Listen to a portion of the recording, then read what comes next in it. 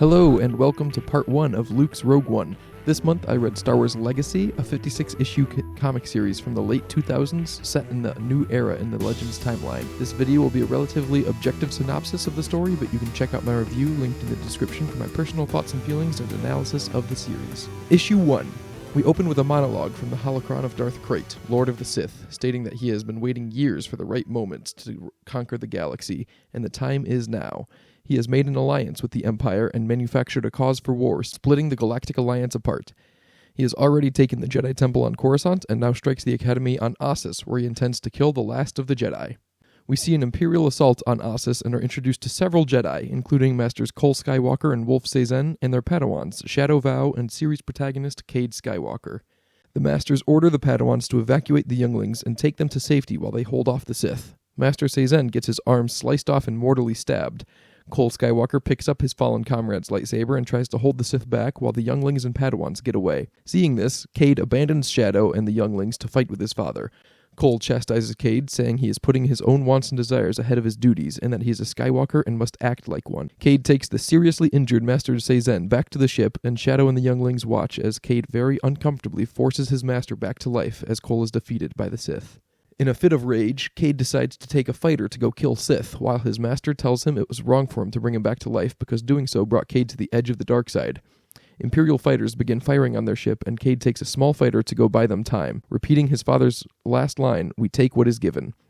Cade destroys several fighters before his ship is destroyed. Shadow can no longer sense Cade in the Force and assumes him dead, but Master Sazan says that their Force bond is strengthened from Cade pulling Sazan from the edge of the death, and he now would know if Cade was dead.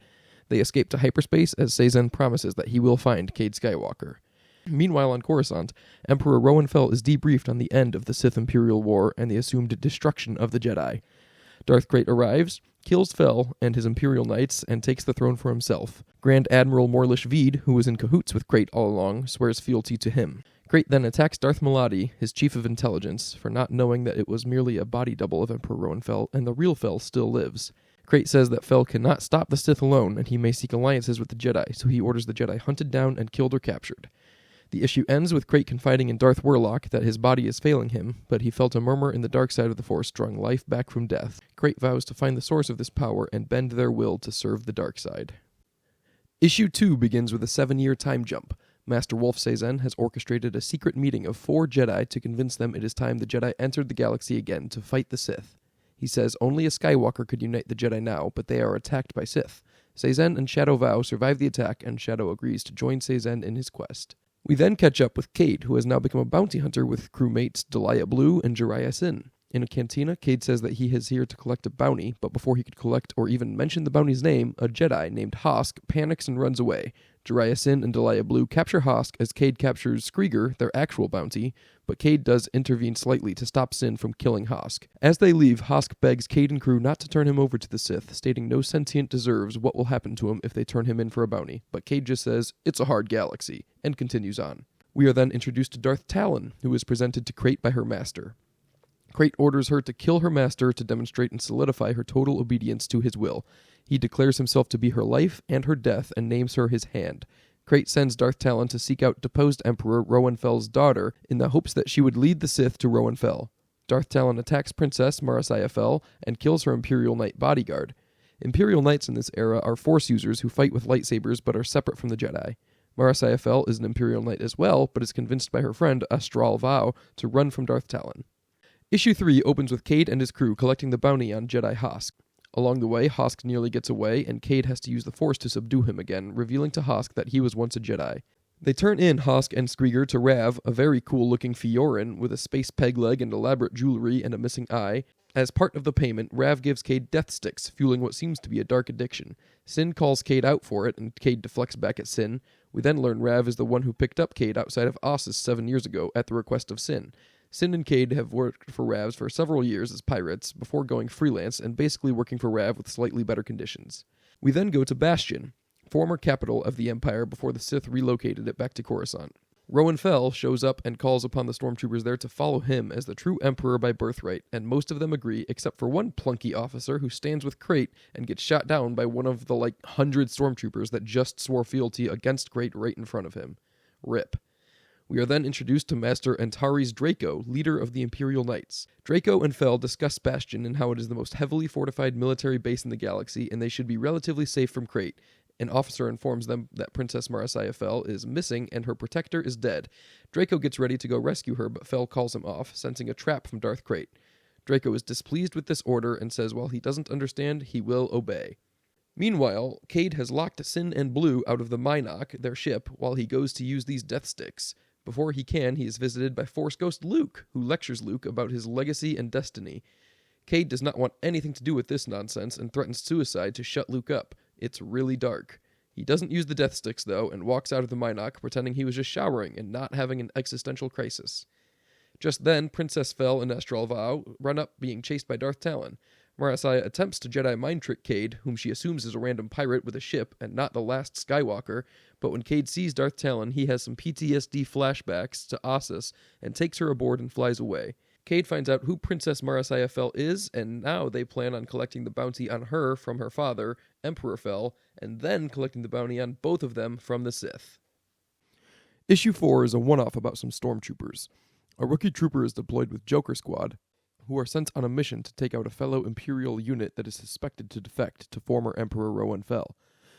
Joker Squad Lieutenant Gil Gassel delivers the mission brief and stops Joker Squad from refusing or speaking out against what is clearly a bleak mission. Emperor Crate has also sent along Darth Malival to ensure the troops carry out their orders. Lieutenant Cassell tries to offer surrender to the defecting 908th, but Darth Malival refuses, acknowledging that Cassell's literal brother is in the 908th, but they are to carry out the attack regardless. During the attack, most of Joker Squad die, except the rookie, a sergeant, and the mysterious Hondo Carr, who deserts after killing Darth Malival for forcing the lieutenant to kill his own brother. Issue 5 opens with Darth Crate on the Sith homeworld of Korriban, accessing ancient holocrons of Sith lords long gone. Darth Bane and Lord Ndedu chastise Bane for being too weak to figure out how to cure the Vong parasite infestation himself, and Darth Nihilus is also there but doesn't talk. I don't really know what's up with them. Go read the legend stories with those characters, I guess. I was sort of lost. We find our heroes on Vendaxa fighting off monsters that Astral Vow swears weren't there when she and her twin brother, Shadow Vow, designated it as a rally point if they ever needed each other.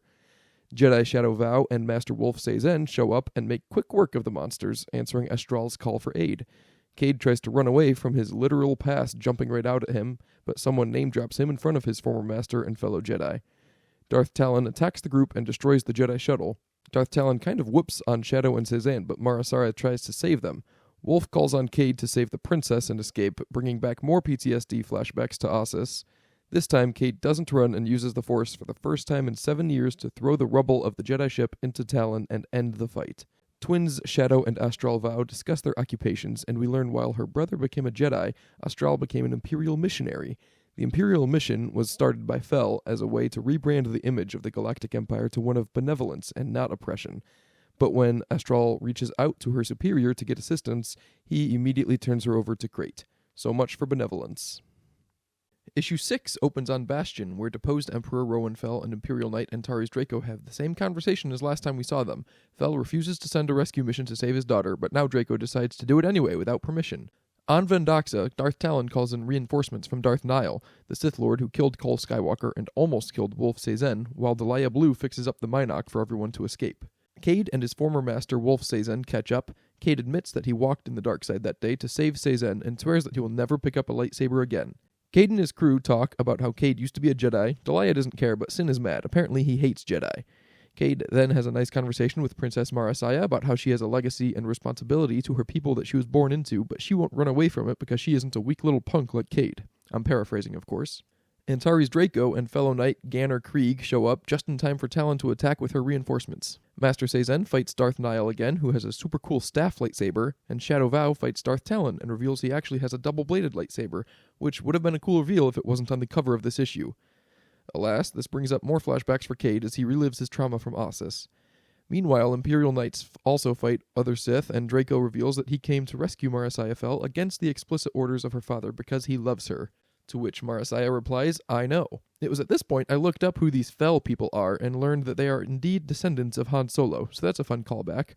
Blue gets the Mynock up and running, and Sin tries to convince her to just leave, but she refuses to leave Cade behind. Meanwhile, Cade is saved by Princess Marasiah Fel, who is struck down at the hands of a Sith. After her sacrifice, Cade finally decides to pick up a lightsaber and get in the game. Issue 7 picks right up with Cade going nuts on the Sith.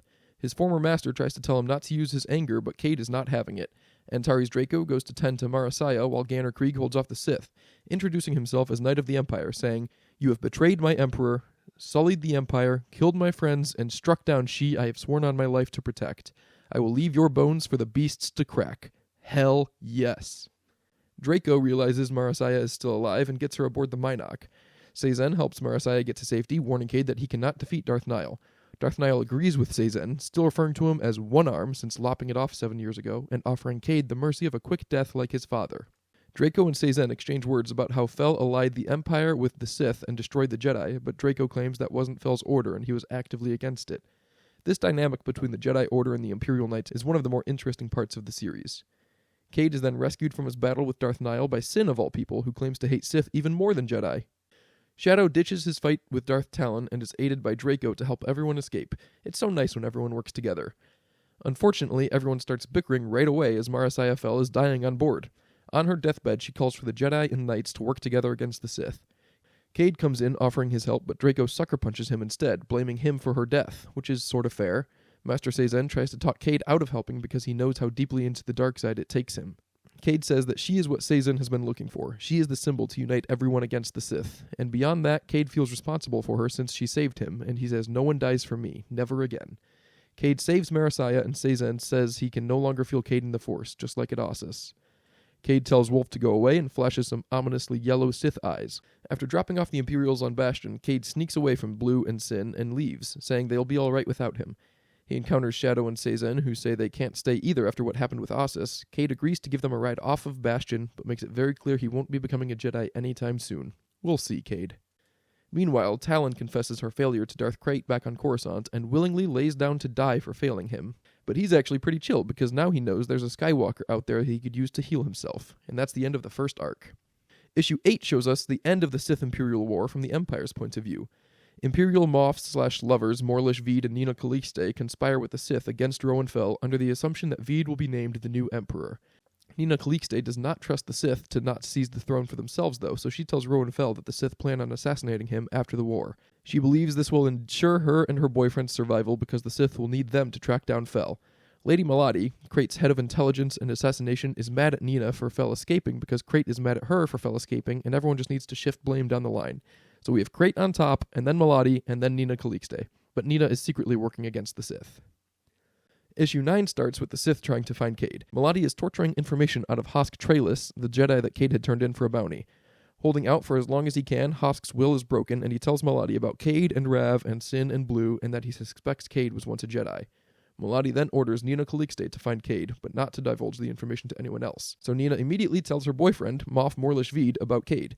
The two of them plan to capture Cade for themselves to use against the Sith, and luckily, Nina Calixte already found him, somehow. So she sends retired operative Morrigan Cord after him in an attempt to capture him without the Sith knowing. Meanwhile, deposed Emperor Rowan Fel is scolding Imperial Knights Krieg and Draco for disobeying him and rescuing his daughter. Fel starts revealing his borderline sociopathic personality by retroactively taking credit for the mission to save his daughter and saying that he approved it all along. He then tells Draco he is no longer welcome to marry the princess and states that since the two knights so bravely succeeded the dangerous mission to Vendaxa, they are now going to be sent on all of the most dangerous missions for the Empire. The first of these missions is a diplomatic trip to the Wheel, a neutral location that does not allow fighting or weapons, which also happens to be where Cade is, to protect a delegate negotiating an alliance with the Galactic Alliance Admiral Gar Stasi. Cut to the Wheel and Imperial diplomat Bogart negotiating an alliance with Gar Stasi. Gar Stasi doesn't want anything to do with the Empire because they started the war with the Galactic Alliance, but Bogart informs him it was actually the Sith who sabotaged the Vong terraforming project, and Moff Morlish Veed who declared the disaster an act of war. Gar Stasi rightfully rejects an alliance with the man who was duped by his allies, the Sith, and his own military commanders, but Bogart tells Stasi the Empire has taken Bastion, so now Gar Stasi wants in. Morgan Cord arrives on the Wheel searching for Cade and makes contact with the other Imperial agent sent by Calixte and Veed. Issue 10 has Morgan Cord teaming up with the other Imperial agent to sabotage the potential alliance forming between Rowan Fel's Empire and the Galactic Alliance because of the glory of the Empire and it's their duty, blah blah blah. Cord and her new friend successfully infiltrate the Fel Empire's ship and attack the Galactic Alliance ship with it, ending any trust that was forming between the two factions. Now that they've made the Empire a little more secure, they go off to find Cade. They travel to Ossus, and the Imperial agent, whose name is Torlin, I believe. Well, it doesn't matter, because Cord kills him when he tries to kill her. Not a lot of trust in the Imperial secret agent world, I guess. Now that she's alone, Morgan Cord takes off her necklace, which is actually a hollow image of herself and Cole Skywalker and baby Cade. That's right, she's his mother. We get a brief flashback of her telling Cole that she's an Imperial at heart and she's been called back. Cole senses that she's torn between the decision to go back or stay with him and Cade, and as she leaves, she doesn't even say goodbye to her baby because she knows she couldn't leave if she saw him again. Issue 11. Cade is alone on Ossus, passed out in a Jedi temple with empty Death Stick vials littering the floor. He is approached by Legends fan favorite Mara Jade Skywalker, somehow. She's not quite a Force ghost, but he's in a Jedi temple and high out of his mind, so whatever. She warns him of the dangers of the dark side, and then Anakin Skywalker joins the hallucination, as Cade calls it, and also warns him that if he doesn't control the power within him, he could have the same fate as Vader. Lastly, one of Cade's old masters appears and force heals the high away from Cade, and now sober Cade realizes that Master K. Crook is real, and Wolf Sazin and Shadow Vow are also here, having followed him from the wheel. But in a sudden change of heart, Cade asks Sazin to continue his Jedi training. During the training, Cade and Shadow fall into a Jedi vault full of historical and priceless Jedi artifacts. It comes out that Cade helped loot the temples of Ossus as a pirate, and Shadow is displeased with him. While bickering, they are attacked by some Yuuzhan Vong, and Cade encounters some mysterious boss-looking Vong lady. Oh, and also Delia Blue and Drea Sin go back to Rav looking for work and get turned over to Nina Calixte. She asks them where to find Cade, but they don't cooperate and start getting tortured. Issue 12. Cade remembers this cool Vong lady as Nay Rin, the master shaper from the Ossus project. It was her responsibility to do the actual terraforming and healing from the Vong War, and after it failed, she took it upon herself to find out why. The Yuuzhan Vong have been harboring Jedi artifacts left on Ossus since the war ended, and now that the son of Cole Skywalker has returned, they intend to pass on this legacy to Cade, but he doesn't want it. He and Sazin have a heart-to-heart about how Cade is lost and using drugs to hide his pain. Cade admits that he came to Ossus to confront the ghost of his father because he feels responsible for not helping Morin saving him. Cade and Sazin have a quick fight while Sazin tries to get through to Cade that it wasn't his fault and his fears are leading him to the dark side. After Cade calms down and Sazin leads him in a meditation where he is confronted by Luke Skywalker, who tells him that the bounty he turned in before, the Jedi Hosk Trailis, is being tortured on Coruscant and it is Cade's responsibility to help him. Cade defers his legacy to K. Crook as far as the Yuuzhan Vong are concerned, and heads off to Coruscant to rescue the Jedi. But not before K. Crook offers Cade a new mechanic, R2-D2. R2 and Cade leave Ossus while Shadow tells K. Crook that he is very skeptical of Cade's tendencies toward darkness, and says that if Cade does fall to the dark side, Shadow will have to kill him. Issue 13 shows us a one-off Sith Lord who sneaks into Bastion in an attempt to assassinate Rowan Fel. Fel defeats the Sith, though, revealing that Emperor Rowan Fel is also a highly trained Imperial Knight. Crate is mad about the failure, but Darth Maladi, head of Intel and Assassinations, tells him it's actually a good thing because now Fel feels safe and he won't see the next attack coming. Issue 14 starts with our introduction to Darth Warlock, the number 2 Sith for Darth Crate. The Warlock title is generational and was his mother's and his grandfather's and will one day be his daughter's. But Warlock worries about Crate's health, and he and Crate both hope Skywalker will be the key. Luckily for them, Cade is on his way to the Sith Temple and Crate and Warlock in order to rescue Jedi Hosk Trailis. Cade and R2 evade the Imperial Skull Squadron and land in the lower levels of Coruscant. Cade leaves access codes for Delia Blue and Drea Sin to take the Mynock and leave him. Skull Squadron Captain Gunnar Yage gets chewed out by her father, Moff Yage, for not capturing the Mynock and Cade Skywalker. Cade leaves a message with R2 aboard the Mynock saying his goodbyes to Blue and Sin as he goes to rescue Hosk or probably die trying. Cade sneaks into the Sith Temple and finds Hosk, who apologizes for telling the Sith everything and that rescuing him will not offer the healing Cade needs. Cade and Hosk get jumped and captured by Darth Talon and Darth Nihil, while Master Sazin on Ossus senses Cade is falling back into the dark side and is in trouble. Issue 15 opens with an Imperial Moff meeting where Lady Maladi informs them that they are no longer to pursue Cade Skywalker. The Moffs then bicker about what that means and resort to some infighting. Grand Admiral Morlish Veed and Nina Calixte's boyfriend tries to keep everyone in line as Moff Yage is attacked for his daughter's squadron failing to capture Skywalker. Moff Yage storms out for a dinner appointment with his daughter, and Nina Calixte tells Veed she will pursue the Cade Skywalker issue for now. Nina Calixte then drops in on Gunnar and Rolf Yage's dinner because, surprise, she's the mother of Gunnar and former wife of Rolf Yage. Nina Calixte confirms that Gunnar Yage is certain she nearly captured the Mynock before leaving her estranged family for their dinner. Cade gets tortured by Darth Maladi, but uses the Force to heal himself from the lethal doses of poison being injected. Cade claims he can't heal other people the way he can heal himself, and Darth Krayt reveals the battered and bruised Delia Blue and Jiraiya Sin. Despite the torture, Blue and Sin still stand by Cade and deny his healing powers, with Sin even saying he must have delusions of adequacy if he thinks he can heal people, which is hilarious. Krayt injects Blue and Sin with a special Sith/Yuuzhan Vong poison that starts killing them very painfully and gives Cade the opportunity to heal them. Cade successfully heals both of his friends and negotiates their release in return for Cade staying behind and helping Krayt. Meanwhile, Moff Nina Calixte reports to her boyfriend that Cade must be in the Sith Temple and they agree to send Morgan Cord to retrieve him. Cade then finally gets the good cop treatment when Krayt brings him and Talon and Warlock together to feast and look at Krayt's trophy, Call Skywalker's lightsaber. Krayt then reveals he was once a Jedi, Asherad Het. Issue 16 starts with Morgan Cord teaming up with Delia Blue and Jiraiya Sin and two other lovable outlaws to rescue Cade. When Jiraiya asks why an Imperial agent is putting together this kind of mission, she admits to be Cade's mother. Darth Krayt shares that he is a survivor of Order 66 and is actually hundreds of years old. He recalls a meeting with Obi-Wan Kenobi on Tatooine after Order 66, where Krayt had become a warlord of some Tuskens like his father was before him. I don't know if the Het family is in Legends more than just this series, but apparently they were Tuskens and Jedi, but also just humans.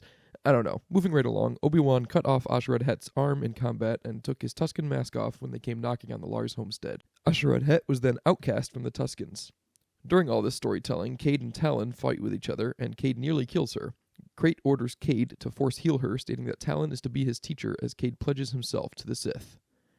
Meanwhile on Ossus, Joker Squad, or whatever's left of them from that one shot, is looking for surviving Jedi under the order of Sith Lord Strife, who senses a whisper in the Force. On the surface, K-Crook, Sazen, and Shadow are hiding out with the Vong lady, Lian La. They all agree to wait out the Empire, though Sazen is getting more worried about the vision he saw of Cade with his Sith eyes, which seems to be coming true. Issue 17 opens with Darth Nihil and Lady Melody talking about what will happen if Cade cannot heal Krayt. Nihil believes Cade is being groomed to be named Krayt's heir. Cut to Cade's training with Talon, where he seems to be fully embracing the Sith. Krayt says to Darth Warlock that Skywalker is not skilled enough to hide his true feelings. Although Cade is only pretending to be a Sith, what we pretend to be, we often become. Meanwhile, Morgan Cord secures some Yuuzhan Vong bugs from Nina Calixte and Morlish Veed for her mission to rescue Cade. Cord gives the bugs to Jiraiya Sin, who has experience with Vong weaponry, and Cord and Sin also share some pretty uncomfortable sexual tension for a guy and his best friend's mom. Sin modifies the bugs, and Cord deposits them into the Sith Temple. 3 weeks go by, and the Vong spy bugs finally find Cade just as he starts macking with Darth Talon. Cade and Talon sleep together, deepening the bond that formed when Cade force-healed her, because you get a special bond with someone you force-heal. We also get more backstory for Krayt. Apparently, after becoming a disgraced Tusken warlord, he became a bounty hunter and stumbled upon the tomb of the Sith Lord Zozan, who then became his Sith master. Meanwhile, on Ossus, Joker Squad gets Jedi mind-tricked into not thinking any Jedi are there, but Darth Strife still senses something, so they open fire on the temple ruins. Issue 18. Darth Krayt tells Cade that after training with Lord Zozan, he left and told himself he was only pretending to be a Sith in order to learn. Upon leaving Korriban, he realized he'd been there for years, and Vader and Palpatine were gone, and his whole life had passed in front of him. He traveled into the unknown regions to lose himself and encountered the Yuuzhan Vong before their invasion to the galaxy. The Vong attacked him with space bugs and dragon sticks. They don't use technology, so everything in their arsenal is organic of some sort. Krayt is captured by the Vong and tortured. During the torture, former Jedi Master Vergir taught him to use the agony of Vong torture to open himself to the dark side, and then Krayt had his vision. Power without purpose is meaningless, and since the galaxy is chaotic, Krayt must use power to impose order. By bringing many Sith, not just 2, into the Order, their power will be magnified by its focus. Textbook villain stuff. Krayt kills all the Vong holding him prisoner and goes to Korriban to start building the new One Sith Order, or more accurately, chill out in stasis while his Darth Warlock does his bidding for him. But the impact of the Vong tortures still remain. The coral seeds implanted by the Vong continue to grow, and unless Cade heals them off, he will be consumed. Cade refuses and gets tortured more until Krayt decides it is time to stop pretending and actually become a Sith. He orders Cade to kill Hosk and commit himself to the darkness. Cade refuses, and Krayt kills Hosk, despite Cade specifically saying, yet again, that no one will die for him. Cade then breaks his father's lightsaber out of the transparasteel case thanks to a lesson from Force Ghost Cole about how to use his healing powers to also destroy, and starts going berserk. He stabs Darth Talon and starts whooping on Darth Nihil. Krayt is loving this because his hatred will finally draw him all the way to the dark side. Issue 19 picks right up with Krayt telling Cade to finish off Darth Nihil, but Cade refuses.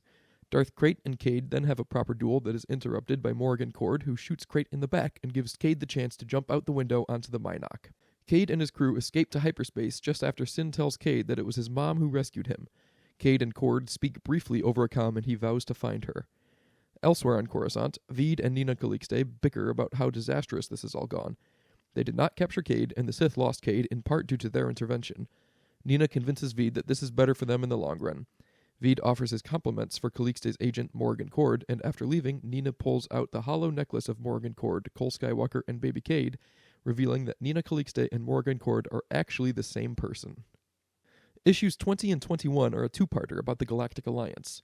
In a flashback to the end of the war 7 years ago, we see the Galactic Alliance leadership debating a final attack on Rowan Fell's empire as he is meeting with potential allies near Kamas. Admiral Garstazi and Cole Skywalker believe it to be a trap, though they are outvoted. Lo and behold, it was a trap. The Galactic Alliance was defeated and ordered to surrender, but Garstazi defected with whomever else refused to surrender, and has been trying to rebuild the Galactic Alliance for the last 7 years since. In present day, the Sith Empire is relentlessly pursuing Garstazi on the Mon Calamari homeworld dock. Imperial shipyards are outfitting Darth Krayt's empire with new Star Destroyers, one of which is the advanced Star Destroyer, the Imperius. Mon Calamari engineer and former member of the Galactic Alliance, Gael Gahan, works with Garstazi to steal the Imperius. We meet more members of the Galactic Alliance, including the new Rogue Squadron members, Lieutenant Joram Bey, Monia, the Mon Calamari niece to Gael Gahan, and rookie Hondo Kar, who has joined up with the Galactic Alliance after leaving Joker Squad and the Empire behind in Issue 4. Gael Gahan decides not to officially rejoin the Galactic Alliance, fearing someone else on dock would catch the consequences of his actions if he doesn't stay and face them. And Garstazi fears this is a trap the same as Kamas 7 years ago. They infiltrate the Imperius, and wouldn't you know it, it's a trap. Imperials retake control of the Imperius, but Garstazi continues his attack because it was actually a double trap, and Hondo Kar had led another sneaky trap on the Imperius. The Alliance secures and escapes with the Imperius, but Garstazi is forced to cover their escape in his flagship, taking it into dock and self-destructing in order to destroy Imperial shipyards. Before Stasi can make his final sacrifice, Lieutenant Joram Bey sucker punches him and evacuates under the orders of Stasi's second-in-command. Captain Yorub sacrifices himself so Stasi can continue to be the symbol which the Galactic Alliance can rally around. Garstazi names Joram Bey his new right-hand man as they prepare for retaliation by Darth Krayt. And retaliation is not far because Issue 22, Darth Krayt is not pleased with the theft of his new Star Destroyer and the destruction of his shipyards on dock. Krayt personally travels to dock where Gael Gahan is on trial, and while Gael Gahan takes full responsibility, Krayt orders that 10% of the Mon Calamari population is to be executed, effective immediately, starting with everyone in this room. All surviving Mon Calamari will be interned in work camps until all are extinct. He then vows to purge their culture and history from the galaxy in a full-scale genocide. 2 members of Rogue Squadron are trapped on dock, but are rescued by Imperial Knights Trace Sinde and Sigil Dare. Although typically the Fel Empire and his Imperial Knights are far from allies with the Galactic Alliance, the Imperial Knights start forming a bit of trust because they had successfully sabotaged the Imperius before Stasi stole it, and are now working to warn the Galactic Alliance about the sabotage in their new flagship. The 2 members of Rogue Squadron and 1 Imperial Knight successfully escape dock and warn Stasi of the sabotage, but Imperial Knight Trace Sinde stayed behind to cover their escape and joins the Mon Calamari underground resistance to the Sith genocide. Issue 23. Cade returns to his old handler, Rav, to set things straight. He demands payment and freedom from Rav for everything that's happened, including turning over Blue and Jiraiya to the Sith. Rav tries to muscle him, but Cade shows off his new lightsaber and Sith training, and Rav backs down. Cade leaves a relatively free man, save for the bounties on his head. Cade and crew make their way to Iego, where the angels live, according to Cade's ancestor, young Annie. Cade and Sin have history here with a family, wherein the mom, Drew, cooks horrible food, and the dad, Bantha, shoots at them because Sin tried to get with his 16-year-old daughter, Anna. Seems wholesome. Cade and crew help take out a Black Sun goon as they land in this hopeful safe haven, but a mysterious new character, Azlyn Ray, reports to someone that she has Cade's location. Issue 24. Cade and his crew relax on Iego in Bantha Rock's nest. Bantha and Cade have a heart-to-heart in private, and we learn Bantha Rock is actually Cade's uncle, Cole Skywalker's brother. He has given up his life as a Jedi and is living the good life with his wife, Drew, raising their kits together. The family sees on the holo what Krayt is doing to the Mon Calamari people on dock and throughout the galaxy, and Krayt also calls out Cade as a wanted terrorist. Uncle Bantha smacks Cade around for bringing this kind of heat to his home, and Cade decides to go on death sticks about it. Force Ghost Cole and Luke try to talk him out of it, but they fail, and the now heavily drugged Cade is ambushed by mysterious tracker Azlyn Ray. Bantha shows up and saves Cade, and Azlyn reveals herself as a former Jedi turned bounty hunter. Hey, I've heard that one before. The Imperials show up at Rock's Nest looking for Cade on the word of the Black Sun goons that got by the Minok last issue. Bantha Rock talks his way out of their presence with the help of a mind trick by Aslan Ray. Once the Imperials leave, Cade decides that he can't be safe anywhere in the galaxy and he needs to go kill Crate. And, in desperate need of allies for this battle, Bantha reveals there is a hidden Jedi temple. Aslan Ray reports this back to the Imperial Knights, and it is revealed she completed her training as an Imperial Knight after the fall of Ossus. So, issue 25 brings us to this hidden temple. Bantha Rock takes them personally as to not divulge the location, especially to a bunch of degenerates like this. Sin has publicly hated the Jedi his whole life, Cade trained as a Sith for several weeks, and Blue is jealous of Aslan Ray, who was an old flame of Cade's in their Padawan days. Upon arrival, Shadow Vow and Wolf Sazan confront them, having survived the destruction of the Jedi Temple on Ossus in issue 17. Imperial Knights Ganner Krieg, Marasiah Fel, and Antares Draco show up, having followed Aslan Ray's tracking beacon on a supposed mission of peace. They bring their case to the Jedi Council, led by Master T-Ra-Sa, cool old tree lady, so old she even fought in the Clone Wars. The Fel Empire finally has the chance to set the record straight with the Jedi. When Cole Skywalker's Vong terraforming project, meant to heal worlds ravaged in the Yuuzhan Vong War, failed so spectacularly, Rowan Fel gave Cole Skywalker time to prove it was sabotaged from the start. The Moff Council overruled him, though, and went to war with the Jedi and the Galactic Alliance. Fel did not support the war, and he actively opposed the slaughter on Ossus. In hindsight, it is now clear that the Sith sabotaged Cole Skywalker's philanthropy project and allied themselves with certain members of the Moff Council to start this war. The Jedi believe the Imperial Knights and start to develop a strained trust. Cade then drops his plan of a kill squad against Crate, and of course the Jedi don't love it. The Imperial Knights, however, think this plan is pretty cool, and consider forming their own kill squad and getting Cade to help them. Meanwhile, Aslan Ray is reunited with her old master, Razi Tum, who apparently murdered Sin's father, refueling his hatred of all Jedi. Issue 26. The Jedi continue discussing Cade's kill Crate plan. Aslan Ray and Razi Tum discuss where her allegiances should lie, with the Imperial Knights or with the Jedi. They break to meditate, and Sin tries to murder Razi Tum with his cool Vong bugs, accusing him of murdering his dad. Razi Tum tells Drya what really happened. Apparently, his deadbeat pirate dad was a bad guy. The Jedi Council decides that they are not an assassination game, but the Imperial Knights are all in. So the plan is set for Cade, Jiraiya, and Blue, Imperial Knights, Antares Draco, and Ganner Krieg to assassinate Crate. Shadow Vow comes along, also not to help kill Crate, but to make sure Cade does not fall to the dark side.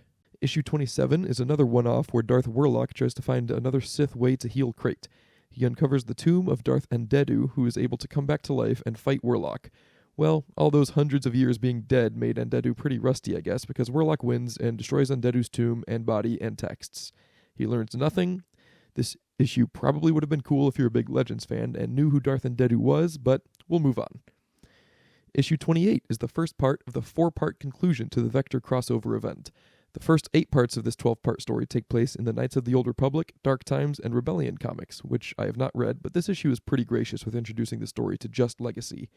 So, Cade and his kill squad are off to lure Darth Crate into the deep core, but the Minok is mysteriously pulled out of hyperspace by a Star Destroyer. The Star Destroyer is operated by Old Republic-era Jedi Celeste Morn. Morn wears a talisman that contains the essence of ancient Sith Lord Karnus Mur. Morn and Mur are in constant battle for control of Morn's body. Celeste Morn was trying to lose herself in the deep core so no one could ever find Mur's talisman. Mur wants to take over the galaxy via an army of Rakghouls, and Rakghouls I am familiar with from the Knights of the Old Republic video game, and they are basically space zombies. Cade and Imperial Knight Aslan Ray get bit by these Rakghouls, so Morn isolates them and prepares to kill them, saving them the horrible fate of a space zombie. Cade uses his super cool healing powers to heal himself and Aslan Ray, which deepens the bond they share with each other because that's a side effect of Force healing in Legends. Morn is impressed by this display of power and agrees to join Cade on his mission to kill Crate, although it seems to be Karnus Mur that wants to keep Cade around, hoping Cade will wield the talisman and Mur can take over Cade's body. Issue 29. Kill Squad arrives to an Imperial garrison on Had Abaddon, and they just light the place up. Imperial Knights, Jedi, pirates, ancient Jedi/Sith Lord that can turn people into Rakghouls with the Force. It's a real stomp. They let the Sith go so that he can report back to Crate for their trap. Antares Draco catches up with Rowan Fel on all of this, and Fel orders Draco to bring him the Mirror Talisman, whether Crate lives or dies. The Imperial Knights on Had Abaddon discuss this, and Aslan tells Draco that their duty is to serve the Force as embodied by the Emperor. Apparently, they are sworn to obey the Emperor only as long as the Emperor serves the light side of the Force. Aslan and Ganner are clear on this, but Draco is flirting with the dark side more and more, and is supporting Fel doing the same. Karnus Mirror tries to seduce various members of the gang to the dark side, and Cade warns Morn that he isn't having it. He just wants to kill Crate and be on his way without any of this ancient Sith nonsense. Mirror likes Cade's spunky attitude and starts plotting a way to get Cade the talisman. Issue 30, Celeste Morn lures Crate to Had Abaddon via her supposed prisoner Cade. Crate shows up with several Sith, and the trap is sprung. Crate is overwhelmed by Rakghouls, Shadow and Maladi fight, and Cade and Talon fight. Talon tells Cade that he still desires her in a strangely sexual duel that Cade wins. Draco makes his play for the talisman, and Morn/Mirror easily stop him, saying they felt his intention, but he's too weak and unworthy for Mirror to even bother with him. Mirror announces his final plan is to kill everyone and take Crate's body with the talisman, and Crate kills a whole bunch of Rakghouls and gets ready for the final boss fight. Issue 31. In the finale to the Vector crossover, Mirror seems to have full control of Morn's body and orders his Rakghouls to attack Cade and his team while he battles Crate. Aslan gets a killing blow on Crate just as Morn/Mirror force lightnings him, hurting Aslan as collateral and throwing Crate off a cliff. After the battle, Morn lets Cade kill her so he can take the talisman and use his super cool and unique force power to destroy the talisman and kill Mirror for real. Cade then goes to heal Aslan, who is still breathing but is super duper close to dead. The series very specifically never has Cade bring someone back from the dead, but every time whomever he needs to heal is closer and closer to being dead. Cade tries healing Aslan but can't do it alone and takes her back to Bantha so Drew can help heal her. Ganner and Draco go back to Bastion to report that Darth Crate has been killed. But Darth Crate still lives! His right-hand man Darth Warlock finds him nearly dead at the bottom of a canyon, but in true Sith fashion, Warlock finishes the job and actually kills Crate. Probably. We still have like 25 issues, so probably not, but we'll see. Warlock takes Crate's body and skedaddles.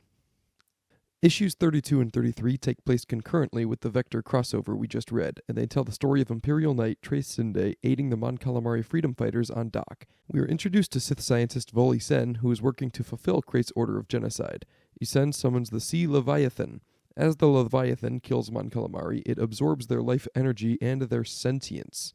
Rowanfell recalls Trace Sinde to Bastion, but Sinde decides he doesn't want to do that and continues to help the Mon Cal people on Dock. He and Mon Cal Ranger Captain Tankwar get into it about whether they should survive to fight another day or die saving as many refugees as they can. This is one of the better instances where we see the differences between Jedi and Imperial Knight, because while they both serve the light, the Imperial Knights are more practical and militarized. Sinde is on the side of preserving the Rangers in order to resist the Sith for longer, and Tankwar wants to go down fighting to save as many people as possible. They end up compromising and destroy the Sea Leviathan with an even bigger fish because there's always a bigger fish, and many refugees are saved and the Rangers live to fight on. Issues 34 and 35 are also a two-parter showing the fallout of the battle on Had Abaddon, both for the Sith and Cade and his crew. Darth Warlock, after killing Crate, has suspended Crate's body in a stasis chamber. He plans to act as Crate's regent while he, quote, heals from his wounds. Also on Korriban, another Sith Lord, Darth Strife, bursts out of his healing chamber because he can no longer feel Crate's presence in the Force. He confronts Sarai, Warlock's daughter and next in line to be Darth Warlock, who promptly whoops on him when he tries to get past her to see Crate. Darth Warlock stops the fight and allows Strife to see the supposedly alive Crate and convinces Strife to work with him in the name of their totally still living Emperor Crate. Warlock shows up on Coruscant along with all the main character Sith and announces that he will be Emperor Regent while Crate heals. Nina Calixte and Grand Admiral Morlish Veed start wondering what's up, and deposed Emperor Rowanfell gets unconfirmed intel from a mysterious spy he has in the Sith Empire about Crate's maybe death. Meanwhile, Cade and crew travel to Kefex to meet with Uncle Bantha and Aunt Drew to heal Aslan Ray. Cad uses his powers to keep Aslan alive, despite her asking him to let her die. Bantha and Drew start using their healing abilities to save her life while Cade has nightmares about Crate living and Aslan dying. Cade picks a fight with Blue, calling her jealous of him and Aslan. Cade then picks a fight with R2 of all people, who's just flippin' pancakes, but Cade says he should be working on the Mynock. Cade then heads down to town with Sin looking to pick fights with more people. Cade and Sin are brawling with some Cantina scum for fun when the cops show up to put an end to it. One of these such cops is Anna, Cade's cousin and Sin's childhood crush. But again, the timeline is fuzzy. I think it was more like Anna was a child while adult Sin had a crush on her, but it's unclear. And she's 18 now, so everything is okay. Anyway, Sin stands between Anna and Cade to stop Cade from killing his own family, and Sin hits her with one of his Vong bugs that knocks her out. Sin and Cade run away, and Cade runs into a full back-to-body mech Aslan, who hates Cade for not letting her die. Drew is also mad at Cade because he told her that Aslan wanted to live when she clearly didn't, so now that Aslan and Anna and Drew all hate Cade, he decides to leave and go be a pirate again. Issue 36 is a one-off showing the tenuous alliance between Garstazi's Galactic Alliance and Rowanfel's Empire. Together, the two factions ambush a Sith Empire fleet, hoping to acquire as many of their ships as possible. For clarity's sake, the series finally starts referring to these two different factions as the Bastion Empire and the Coruscant Empire. Bastion is where Rowanfel is, and Coruscant is where the Sith are. Garstazi and the Bastion Empire butt heads over how to conduct war, with the Bastion Empire wanting to destroy escape pods, but Stasi doesn't like literal war crimes. Their squabbling results in some light infighting between the Allies, with the Galactic Alliance even defending the Coruscant Empire from the Bastion Empire for a time. In the end, they only recover one ship from the Sith Imperial fleet, and Stasi sends it to Rowanfel as an act of good faith. Issue 37 starts a 4-issue arc where Cade goes to Tatooine. We start with Cade, Delia, and Sin rescuing some Imperials from Black Sun pirates. The Imperials start thanking them before they realize they just got by different pirates and are still losing their cargo. Cade Jedi mind tricks them into believing that Black Sun took their cargo, and they leave. Apparently, the Minot crew have been running this scam 5 times already, but Cade is still being a moody edgelord. On Coruscant, Nina Calixte prepares to send in Agent Morgan Cord along with her daughter, Gunnar Yage, to investigate all of these cargo piracies. On the other end, Black Sun is also mad and starts to investigate where these cargoes are disappearing to. The Minoc lands on Tatooine with a broken tri-valve, and they don't have the credits for a new one. With no money and a broken ship, the crew decide to run an Imperial missionary scam where Blue pretends to be an Imperial missionary and just ask another Imperial missionary for the part. Meanwhile, Black Sun starts coming to Tatooine after Cade's dealer ratted them out. Cade doesn't expect this, though, because in a stunningly skullduggerous move, Cade had given his dealer the fake name of Luke Skywalker, fooling absolutely no one.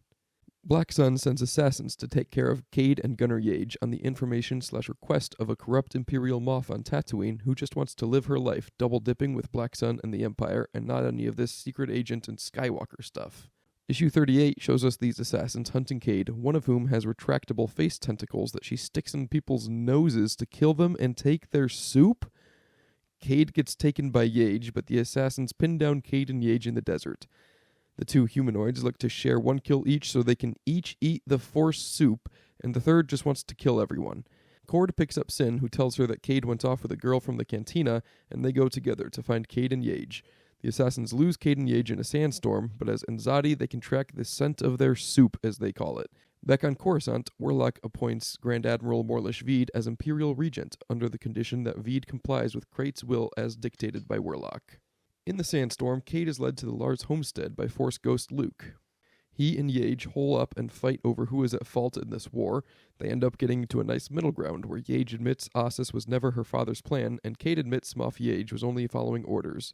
Cade has a series of Force visions with his ancestor Luke, culminating with Sith Cade standing over his dead friends. Cade finally admits this is not what he wants. Just before he can finish his epiphany, Cade wakes up to see himself and Yage getting their soup sucked by the Enzadi assassins. Cade and Yage kill the husband and capture the wife Enzadi assassin, while Morgan Cord and Jariah Sin take out the third assassin outside. Yage then confronts the corrupt Moff who ordered Black Sun to kill her and Cade. The Moff dies in the skirmish, but not before revealing to Yage that Nina Calixte and Morgan Cord are the same person.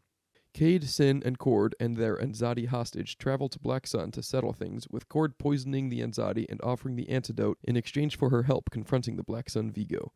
Cade negotiates with the Vigo such that Cade and crew will continue ripping off Black Sun, but other members, with the Vigo's help. He reluctantly agrees just before Cord guns him down in cold blood, claiming that he was lying.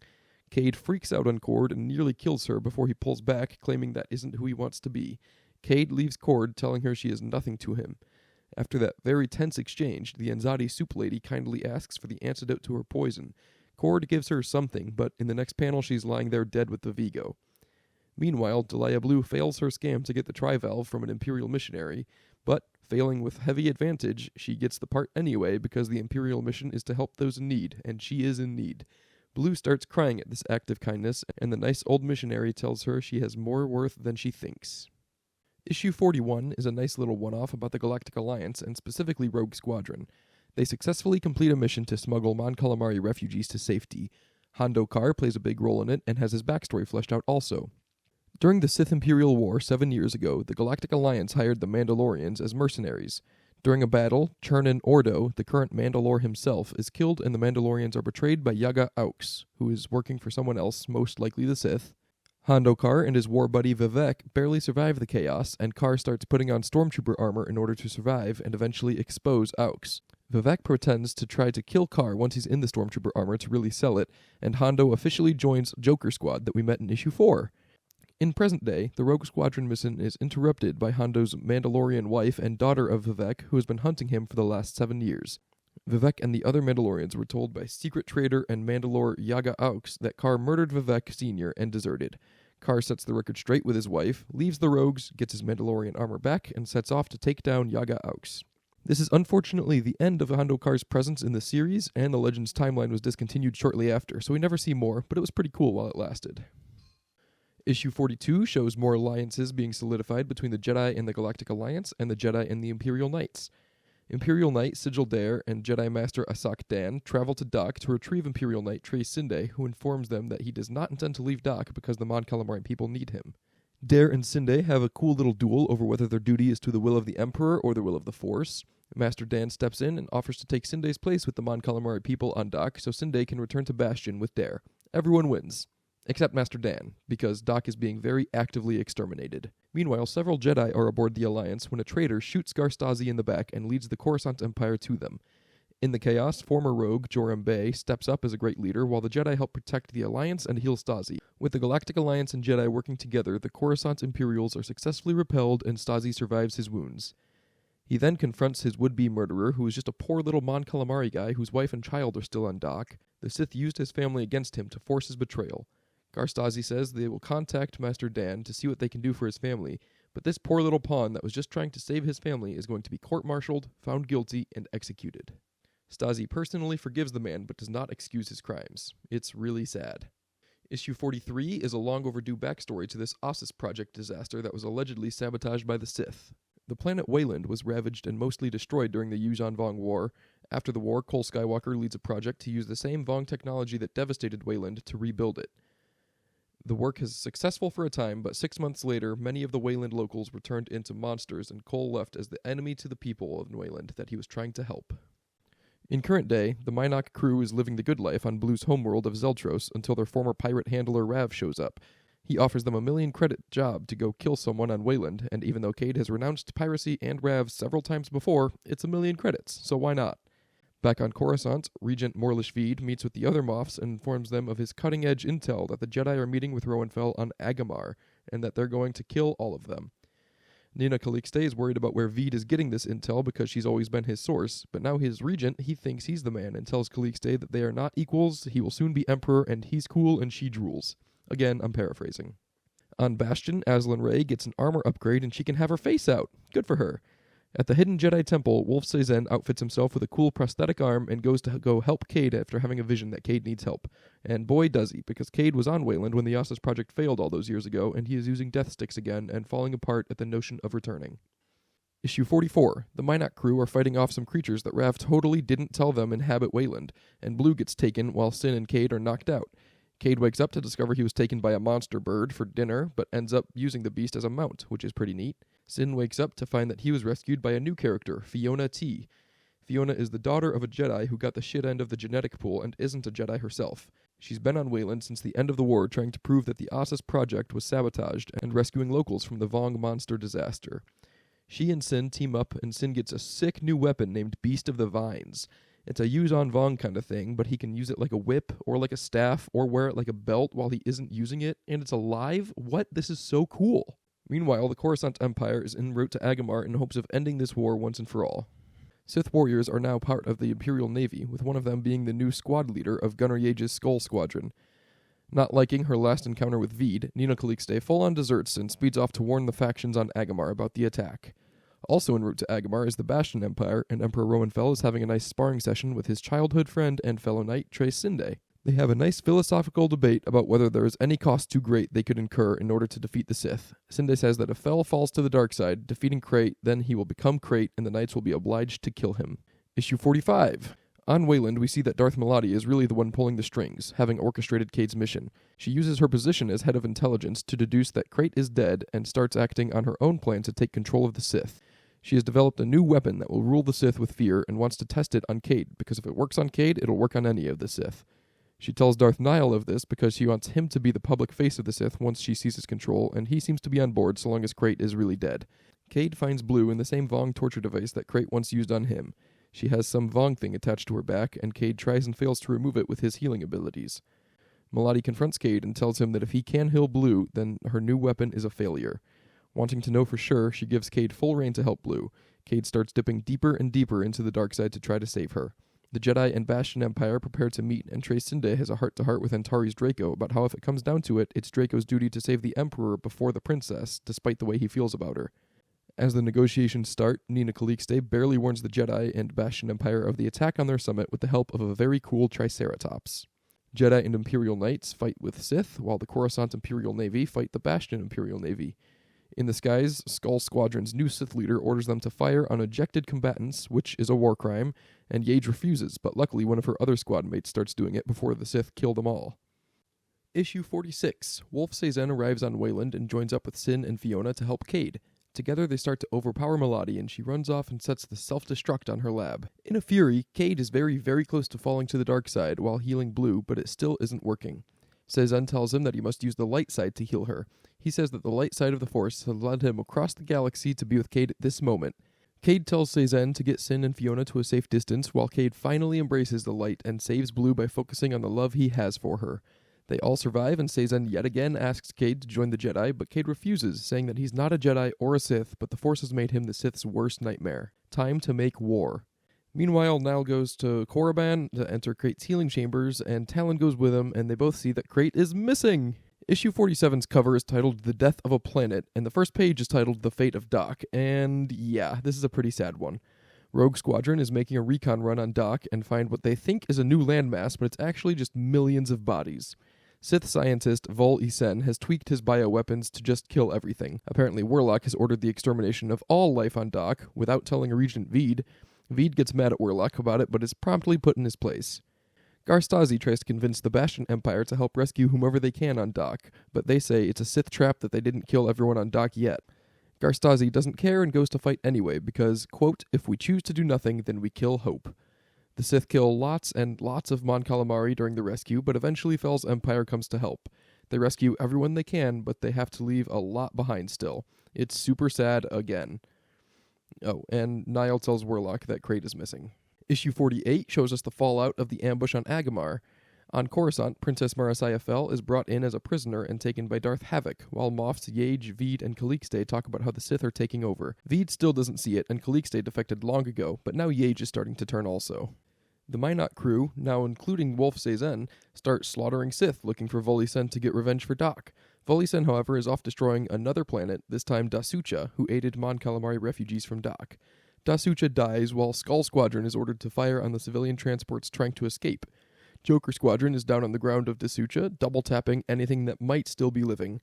Meanwhile, on Korriban, Darth Nihil is looking for Darth Talon in the tombs because she's the only one that knows Darth Krayt is apparently alive and looking even yuckier than before.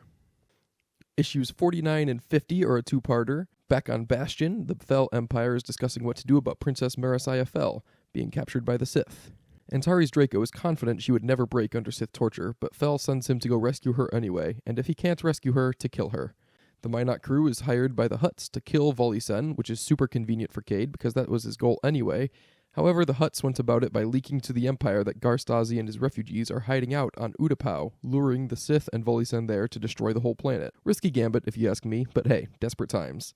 Volisen does show up on Utapau and makes a particularly effective bioweapon that can destroy all life on the planet with a single vial. Cade makes his play against Volisen, and they duel. On Korriban, Marasiah Fel is being tortured by a Sith Lord who reveals himself to be Eshkar Nin, former Imperial Knight and master to Antares Draco. Marasiah tries to end her own life, but Nin, who now goes by Darth Havoc, stops her. Antares Draco shows up to mount his daring rescue, disguised as a Sith, bringing in two supposed prisoners, Shadow Vow and Ganner Krieg. They successfully get to Marasiah and free her, but in order to escape, Antares Draco stays behind to cover them. He confronts his former master, now Sith, Darth Havoc, who Draco was supposed to kill for betraying his vows as an Imperial Knight years ago.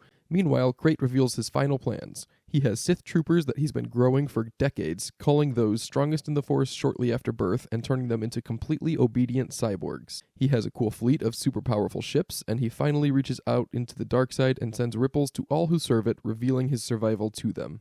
Antares Draco feels the message, confirming that he's maybe a little too Sithy for his own good, and is seemingly killed by Darth Havoc. Cade also feels the message during his battle with Vali Sen, and in an act of desperation, Vali Sen jumps off a cliff into the waters of Utapau, hoping to release the toxin. Cade, in an act of impulsivity, jumps with him, slices Vali Sen in half, and saves the vial and Utapau. In the waters below, he has a vision of the future where he fights Crate and sees nothing after that. Assuming that means he is meant to die killing Crate, Cade gets ready for war, one last time. The mainline series has now ended, but the finale is told in a 6-part series called Legacy War. Issue 1 opens much like the mainline with a Darth Crate monologue. He talks about how he survived death, and it's kinda hand-wavy and unclear, so we'll just say somehow Darth Crate has returned. And now, because this is technically a new series, we see all of our characters and some McClunky exposition catching us up on who they are and what they did for the last 50 issues in case you missed it. On Bastion, the Imperial Knights are having a funeral for those that died on Agamar, and Antares Draco, who was presumed killed on Korriban. However, Draco is actually very much alive and being tortured on Korriban by Darth Havoc. On Coruscant, Darth Crate shows up looking handsomer than ever, along with Talon, Nile, and his cool new Sith troopers. They start slaughtering the Sith who stood with Warlock, and Crate has a super cool duel with Warlock himself and kills him. Crate now has control of the Sith yet again and says that the galaxy must experience the pain of death and the rapture of rebirth as he has, and it is time for chaos and war. Issue 2. Crate senses deception in the Moff Council, and so Nina Calixte runs before she's found out. She finds the Mynock and tells Cade they need to meet immediately, but Cade's busy taking out Star Destroyers and such, and says he's busy.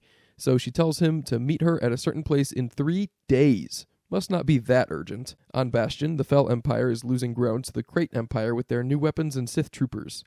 Fel's Master Armorer / Head of Intelligence reveals that they have captured Darth Maladi after the events on Wayland. Maladi has gone crazy from her experiments, it seems, and offers Rowan Fel her perfect poison that could destroy worlds, even cooler than Vali Sen's, called Omega Red. Fel and his Head of Intel Hogram discuss using it, and Fel says they shouldn't, but maybe. They keep Maladi a secret for now. Back on Coruscant, Morlish Veed receives intel from his spy in Fel's empire, Hogram, that Nina Calixte is the spy. Veed confronts Nina and seemingly kills her, but we'll see. Meanwhile, on Korriban, Darth Havoc successfully tortures his former student, Antares Draco, by using visions of the princess against him. Thinking he is saving Marasiah Fel, Draco reveals the location of the hidden Jedi Temple. Crate and his Sith get ready to kill the Jedi yet again, and he calls out Cade specifically that he has had a vision where he will bend, break, and serve the Sith, but first he must die. Issue 3 shows us Bantha Rock officially joining with the Jedi again, saying this war has to be fought by anyone who can fight it. He has a nice conversation with his wife Drew, asks about their kids, and eventually tells her, "We take what is given," and lights up his yellow lightsaber, and it's cool as hell. Go Bantha. Meanwhile, Cade meets with his mother, Morgan Cord / Nina Calixte, who barely survived her encounter with Morlish Veed. She is very near death and tries to make amends with her estranged son before she goes. Cade says that he won't heal her because he uses the light side for it now, and he has no love for his mother. Force Ghost Cole convinces him otherwise, and Cade heals his mother and finally forgives her for abandoning him. Darth Talon then shows up with a gift from Crate. In the hold of the Mynock is frozen in carbonite Antares Draco, who gets thawed out and reveals he broke down and told the Sith about the hidden Jedi Temple. Everyone heads back to the hidden temple, and Princess Marasiah Fel offers Draco a chance to redeem himself in the coming war, but she is definitely not happy with him. The Jedi Council forms a plan of defense along with Garstazi and Rowan Fel, and we finally have all of our pieces on the table for the final battle. We have Imperial Knights fighting alongside Jedi, fighting alongside pirates, and Pirate Jedi fighting against Joker Squadron and Skull Squadron and the Sith. It's epic. Once the Coruscant Empire has committed to the fight, Garstazi and Trace Sinde show up with the Galactic Alliance and Fel Empire fleets and flank them, but Crate is still yet to reveal his new Sith troopers. Issue 4. Tirasa starts to take root in the Jedi Temple, becoming part of the planet itself, while Crate's final weapons, the Sith troopers, move in. They start killing everyone all the same, Coruscant Imperials along with their actual enemies. Gunnar Yage finally turns her back on the Sith Empire, shooting down her Sith squad leader and starting a mutiny among the Sith Empire. Her father, Moff Yage, follows suit and shoots a Sith Lord in the back and defects to Rowan Fel. On the planet, the younglings are evacuated, and to cover their escape, Tirasa absorbs the energy of the attack and channels it all into a massive skybeam, sacrificing herself. Bantha also sacrifices himself to save Cade. Cade escapes on the Minoc, and Rowan Fell tells Darth Maladi that he does want the Omega Red superweapon. All of the good guys regroup on Bastion. Morgan Cord comes clean to her former husband and recent defector, Moff Yage, about her double life. Cade mourns Bantha, and Fell confirms that he's going to move forward with the Omega Red toxin in secret. Antares Draco gets his cool Imperial Knight armor back, but is still very shaken from the experience on Korriban. He wonders if one can ever be whole again after being broken like he was. The Allies decide to make a final attack on Coruscant, hoping to catch the Sith off guard after their stunning defeat at the Jedi Temple. Jedi and Imperial Knights storm the temple and disable orbital defenses, while the Galactic Alliance and Bastion Imperial Navy assault the skies. Morgan Cord sneaks up and finally gets to kill Morlish Veed, while the Force users go find Krayt. They encounter Darth Talon and her Sith friends, and during the battle, Cade defeats Talon pretty handedly, but Wolf Sazin dies at the hands of another Sith. He does get Force Ghost dissolved though, so it's chill. Shadow Vow tells Cade to find Krayt and end it while they hold off the other Sith warriors. On his flagship, Rowan Fell orders Draco to stay with him because he can trust Draco's loyalty. Fell retrieves the Omega Red toxin from Darth Maladi, and she secretly reveals that she's still working with Krayt. Uh-oh. Issue 6. Krayt and Cade engage in the fight to end all fights as the Allies start to lose ground to the Sith. Krayt reveals that he learned from Cade how to use his dark side healing and used it to resurrect himself from the dead, and that the Omega Red toxin is designed to kill everything besides Sith. Cade has a vision of this future where everyone on Coruscant dies in a fiery rapture, but Cade's Sith connection keeps him alive. Cade sees himself becoming Krayt, and finally, once and for all, forsakes all of it. He stabs Darth Krayt and proclaims himself a Jedi. Meanwhile, Fell gets ready to release the Omega Red, but Draco stops him, saying his oath is to serve the Force as embodied by the Emperor, and if the Emperor himself strays, to bring him back to the light, or kill him if he will not. The two battle, and Draco does indeed kill the Emperor he is sworn to protect, saving Coruscant from the Omega Red. Despite Krayt being dead, Cade can still hear his voice in his head, saying that death will never stop him, and his body will heal and he will return through Cade. So Cade goes to destroy Krayt's body and himself by flying into a sun. On his way to the sun, Cade hears Krayt in his mind, telling him that Lord Undedu and Karnus Mirror had showed him the way of essence transfer, and no matter what happens to Krayt, he will always live on in Cade. Luke Skywalker appears to Cade and warns him, what if Krayt is only a voice in his own head? To which Cade responds, what if you are? Luke says, if that's true, then what part of you do I represent, and what part of you is Krayt? Which is stronger? Will you give in to fear, or choose hope? Listening to the good in himself, Cade chooses hope and ejects before flying Krayt's body into the sun. It ends as it began, with Cade floating alone in space, but when he felt rage and hatred over Ossus 7 years ago, he is finally at peace with himself now. Again, he is rescued by Jiraiya Sin and others aboard the Minoc. The galaxy is remade. There is now a Galactic Federation triumvirate, headed by Admiral Garstazi, Jedi Master K. Crook, and Empress Marasiah Fell. The surviving Sith, including Darth Havoc, Nihil, Maladi, Talon, sheesh, it's all of them, even Warlock's daughter. Well, whatever, they disperse into the galaxy in small numbers, hiding amongst the enemy. They intend to infiltrate governments, strike from shadows, and patiently wait to realize Darth Krayt's vision for a new galaxy. Cade, Blue, Sin, and R2 fly off in the Minoc into the sunset. And that's it. I hope you enjoyed this synopsis. Leave a like and subscribe if you'd like us to create more videos like it. I have tons of thoughts on this series that I tried not to include here and make this video as objective and straightforward as I could. If you'd like to hear my thoughts, you can check out the Force for Thought podcast here on YouTube or wherever you get your podcasts for my review. Thanks for listening.